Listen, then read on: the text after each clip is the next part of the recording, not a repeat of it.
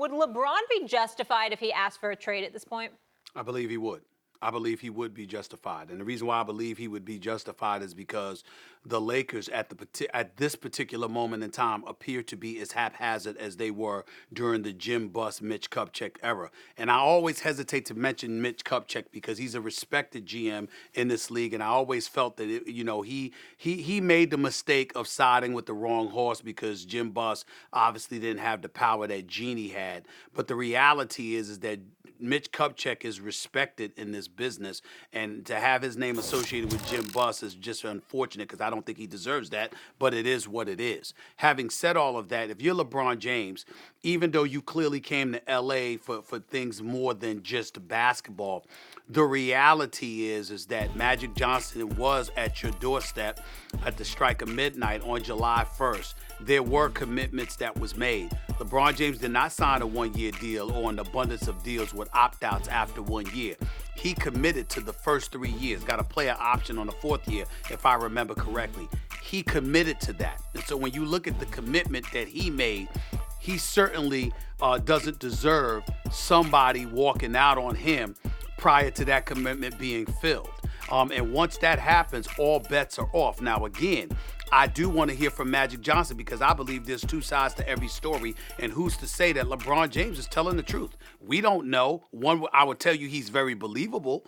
The way you saw him convey his thoughts and his feelings about it, I would tell you I believe what LeBron James is saying, but I haven't heard from Magic Johnson. Yet and still, with Magic being gone and with us hearing the names Linda Rambis and Rob Pelinka associated with executive decisions being made about a basketball franchise. If I'm LeBron James, that is not something I want to be subjected to. Let's keep in mind, in Cleveland, once upon a time, there was Danny Ferry.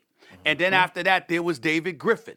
In Miami, even though LeBron was suspect on Eric Spoelstra initially, before Eric Spoelstra proved himself to be an exceptional young coach, there was Pat Riley running that damn organization, okay?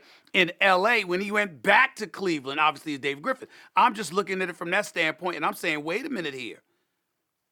He didn't ask for this. And this is not in line or aligned with the kind of commitment that he signed up for. So I'm not encouraging him to do so. What I'm saying is, if we heard that LeBron James said to the Lakers today, I want up out of here, I don't think anybody could blame him. I think it's too early. He signed a 4-year deal. The first year was a disaster. But he's about to get the coach that everyone knew he was going to get as soon as he signed the deal. I don't know why it took this long. He's about to get his coach. And let me tell you something about this year's crop of free agents. Before we even get to AD, who I think is pretty likely to be a Laker a year from now, giving those 2 years to try to win. Let me tell you, and they have some talent in the nucleus, young, inexpensive players and tradable assets. Let me tell you who's a free agent this year. Everyone's focusing on Kawhi and KD Klay and Thompson. Klay Thompson. But Klay Thompson's a free agent. That's not unthinkable. Kyrie is a free agent. I believe that's not unthinkable. But how about guys like Kemba Walker and Jimmy Butler? By the way, I could keep going. Guys like Al Horford and Chris Middleton. If none of those guys, the Lakers can't get any of those guys. Can I ask you a favor? Yep. Chris Middleton, really good player. Yeah. Same with Al Horford. Yeah. Let's not put them in the same conversation with Klay. I'm doing tiers. Okay. I'm doing tiers. So that's the lowest tier. That's why I'm doing it this way. Okay. Kawhi and KD, right? And then you have Kyrie, Kemba, and Jimmy Butler, right? And Klay Thompson I put in that second tier also. He's not in the Kawhi, KD tier. He's I think one Kyrie's tier. in the upper tier. Maybe. Kyrie is straddling those two tiers. We're on the same page. Below that, I'll say guys like Middleton and Horford, right? Now I'll get to other guys. Forget about Mirotic, who's also a free agent and maybe in his own little tier. There are guys like Danny Green, Marcus Morris, Brooke Lopez. There are lots of good 3-and-D type players at their positions that will get half max or less that you can put in place around LeBron while you wait for AD. Like, there's plenty of stuff that can be done. You have tradable assets. You have a ton of free agents coming up. You have a lot of cap space. There's time left. And he's about to get his coach. Let's see. Next year, they ain't going to win a championship, but they can start things moving in the right direction. They have 2 more shots after next year. I think LeBron, Mav, Rich, all these guys, they took a gamble on LA. I think it was a pretty significant gamble. And everything was starting to align with Magic and that. I think once you lose that, like if I'm LeBron James, I'm thinking about my legacy. Now, I know a lot of people can say, well, legacy, you're going to leave to go to another team, blah, blah, blah. I'm 34 years old. I'm about to turn 35 on December 30th, okay? I've already sustained one big-time injury. Like, I don't know how much longer I can play this game if I get injured again. I need to be around thoroughbreds. I can't be around third-tier free agents. I need to be around top-tier free agents to help me get another championship. Those are all the championships we've seen. Top-tier free agents together over the past, 7, 8 years now, winning championships. If I'm LeBron, like, I'm thinking it might be time for me to go.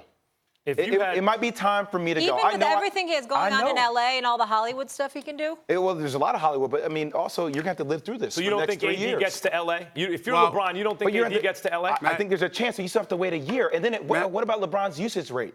His usage rate is so high. He's going to need to be at the same usage rate. Let me say this, a couple of things, just some nuggets of information just to give y'all. Number one, being out here covering this series, obviously you talk to a lot of people. We all know that KD is all world. But Golden State is not really prioritizing him, because KD's his own man. He's going to make whatever decision he's going to make, and they believe whether he elects to stay or go, what else can they do for him? They got a first-class organization. They're moving into a state-of-the-art new facility. They know that he commands the max, so they give it to him, etc. He's going to make the decision. But I also have been told that they have been advised, strongly I might add, by some of the elite in the game, Hall of Famers as executives and players, prioritize Klay Thompson. In other words, offer Klay Thompson every penny that you can. If you shortchange him in any way in free agency, he will consider departing, probably for the Clippers more so than anybody else. We need to keep our eyes on that, even though I'm told by Golden State there's no way in hell they're going to do that. They're going to keep the Splash Brothers together.